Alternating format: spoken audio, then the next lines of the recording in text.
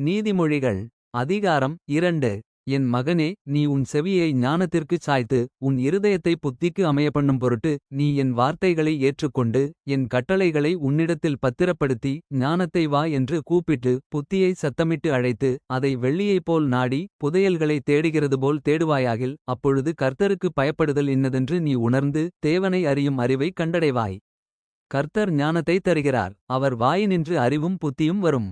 அவர் நீதிமான்களுக்கென்று மெய்ஞ்ஞானத்தை வைத்திருக்கிறார். உத்தமமாய் நடக்கிறவர்களுக்கு அவர் கேடகமாயிருக்கிறார்.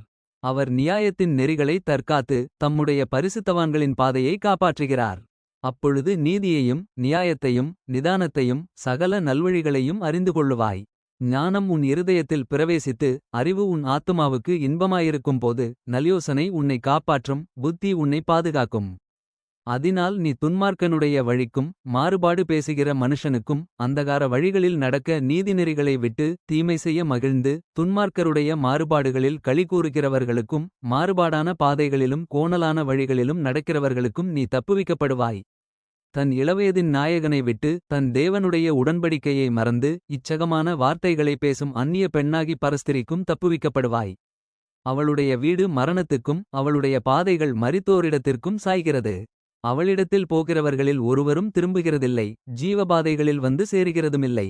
ஆதலால் நீ நல்லவர்களின் வழியிலே நடந்து. நீதிமான்களின் பாதைகளை காத்துக்கொள்வாயாக.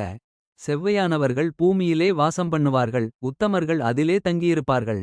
துன்மார்க்கரோ பூமியிலிருந்து அறுப்புண்டு போவார்கள். துரோகிகள் அதில் ராதபடிக்கு நிர்மூலமாவார்கள்.